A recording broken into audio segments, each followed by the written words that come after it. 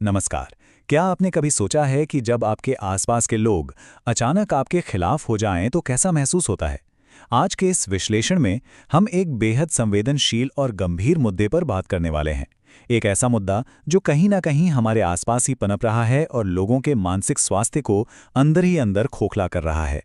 हम बात कर रहे हैं मॉबिंग, यानी किसी इंसान को ग्रुप बनाकर टारगेट करने की। अक्सर ये सवाल उठता है कि जब कोई इस कदर टूट जाता है तो क्या वो सिर्फ उसकी अपनी कमजोरी है या इसमें हमारे समाज का भी कोई हाथ है?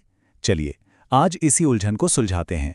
इस पूरी चर्चा को हमने कुछ अहम हिस्सों में बांटा है ताकि हम हर पहलू को गहराई से समझ सकें। सबसे पहले हम उस मुख्य सवाल को उठाएंगे जो इस डिबेट की नींव है। उसके बाद समाज की जिम्मेदारी और व्यक्ति की अपनी भूमिका का निष्पक्ष तरीके से विश्लेषण करेंगे। फिर हम देखेंगे कि इंसान का घर यानी उसका पहला विद्यालय इस पूरी कहानी में कैसे फिट बैठता है। और आखिर में एक बहुत ही खतरनाक समीकरण को डिकोड करते हुए एक सुरक्षित समाज बनाने के रास्तों पर बात करेंगे। तो चलिए, बिना किसी देरी के शुरू करते हैं। तो सबसे पहले आते हैं उस बुनियादी सवाल पर जिसने इस पूरी चर्चा को जन्म दिया है। जरा इस स्थिति की कल्पना कीजिए। आपका फ्रेंड सर्कल हो, आपका ऑफिस हो, जहां आप रहते हैं वो सोसाइटी हो, या फिर स्कूल कॉलेज। जब एक पूरा ग्रुप मिलकर किसी एक व्यक्ति को टारगेट करता है, उसे इस कदर कॉर्नर कर देता है कि वो इंसान आत्महत्या जैसे भयानक कदम के बारे में सोचने लगे, तो आप किसे दोष देंगे? क्या उस इंसान को जो दबाव नहीं झेल पाया और कमजोर पड़ गया, या फिर उस सिस्टम और समाज को जिसने उसे उस कगार तक पहुंचा दिया? इस मुद्दे पर हमारे सामने दो बिल्कुल अलग अलग खेमे हैं।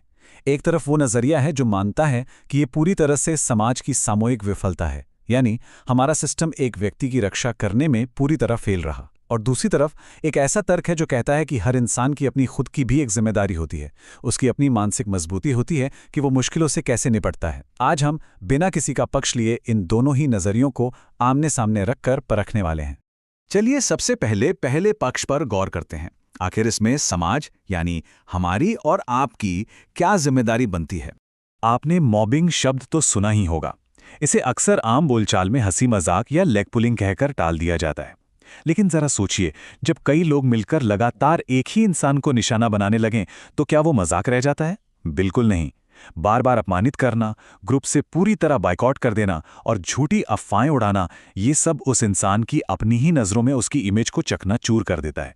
ये कोई साधारण बात नहीं है, ये शुद्ध रूप से मानसिक हिंसा है। तो आखिर समाज का इसमें क्या रोल है? इसके मुख्य रूप से 3 कारण हैं। पहला है पावर डायनामिक्स। ऑफिस में बैठे सीनियर्स, स्कूल के वो पॉपुलर ग्रुप्स या सोसाइटी के रसूखदार लोग जब अपनी ताकत का धौंस जमाते हैं तो सामने वाले की आवाज अपने आप दब जाती है।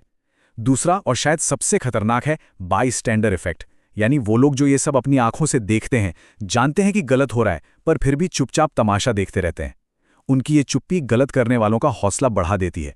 और तीसरा कारण, हमारे समाज का मेंटल हेल्थ को लेकर नजरिया। आज भी अगर कोई डिप्रेशन या एंग्जाइटी की बात करे तो लोग उसे दिमाग का वहम या कमजोरी कह देते हैं, जिसकी वजह से सही समय पे इंसान को मदद ही नहीं मिल पाती। अब आते हैं सिक्के के दूसरे पहलू पर। आखिर इसमें उस व्यक्ति की खुद की क्या भूमिका होती है? दूसरे नजरिए के अनुसार सब कुछ सिर्फ समाज पर नहीं डाला जा सकता।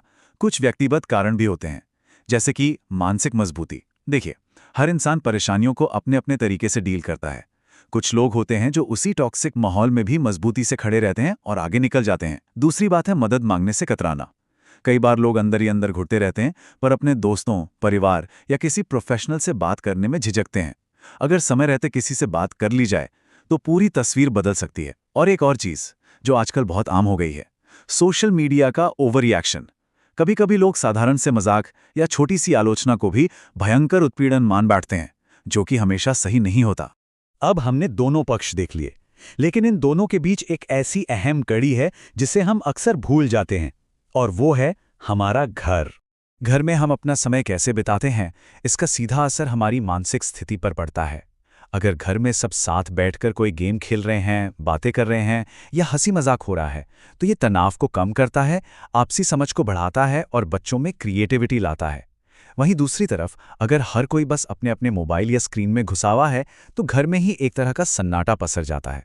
लोग असामाजिक होने लगते हैं और युवा बहुत जल्दी नकारात्मक चीजों से प्रभावित हो जाते हैं। तो इसका सीधा सा मतलब यह है कि एक खुशनुमा और बैलेंस्ड घर किसी भी इंसान के लिए एक सुरक्षा कवच की तरह काम करता है।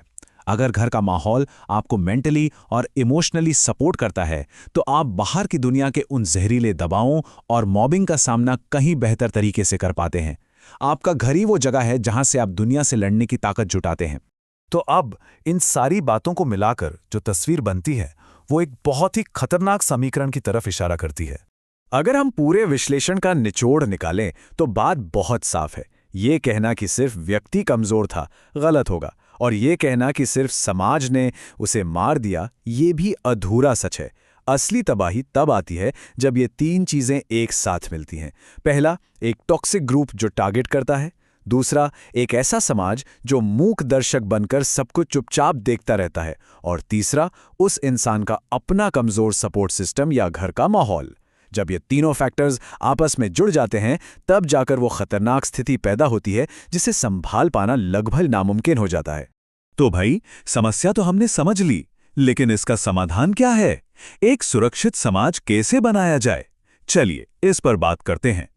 इसके कुछ बहुत ही सॉलिड और साफ समाधान हैं। पहला, हमारे स्कूलों, कॉलेजों और ऑफिसों में एंटी मॉबिंग को लेकर सख्त नीतियां होनी चाहिए और उन पर कड़ाई से अमल होना चाहिए। दूसरा, मेंटल हेल्थ के लिए ओपन डिस्कशन और काउंसलिंग की सुविधा आसानी से मिलनी चाहिए। तीसरा और बहुत ही जरूरी पॉइंट, हमें चुप रहने की आदत को तोड़कर गलत के खिलाफ आवाज उठाने की संस्कृति बनानी होगी। चौथा, हर इंसान के आसपास परिवार और मेंटर्स का एक मजबूत सपोर्ट सिस्टम होना चाहिए ताकि वो कभी खुद को अकेला न समझे। और पांचवां, ये जो डिजिटल दुनिया में साइबर बुलिंग और ट्रोलिंग चलती है ना, इसे एक बहुत ही गंभीर अपराध के रूप में देखा जाना चाहिए। अगर मैं इस पूरी चर्चा को सिर्फ एक वाक्य में समेटना चाहूं तो वो ये कोट होगा, मॉबिंग कोई ऐसी चीज नहीं है जिसका दोष आप किसी एक के सिर मर सकें। जब कोई इस मानसिक हिंसा का शिकार होता है तो वो सिर्फ परेशान करने वालों का गुनाह नहीं है और ना ही वो उस पीड़ित की कमजोरी है। सच तो ये है कि ये हम सब की, यानी इस पूरे समाज की सामूहिक जिम्मेदारी है कि हम ऐसा माहौल ही क्यों बनने देते हैं। जाते जाते आपके लिए एक सवाल छोड़कर जा रहा हूं, जरा सोचिएगा। अगर हम ग्रुप बनाकर किसी की टांग खींचने या उसे नीचा दिखाने की बजाय ग्रुप बनाकर उसे सपोर्ट करने और ऊपर उठाने की संस्कृति अपना लें तो हम कितनी ही जिंदगियां बचा सकते हैं। है ना सोचने वाली बात? बदलाव की शुरुआत इसी एक सोच से होती है। इस विश्लेषण में हमारे साथ जुड़ने के लिए आपका बहुत बहुत शुक्रिया।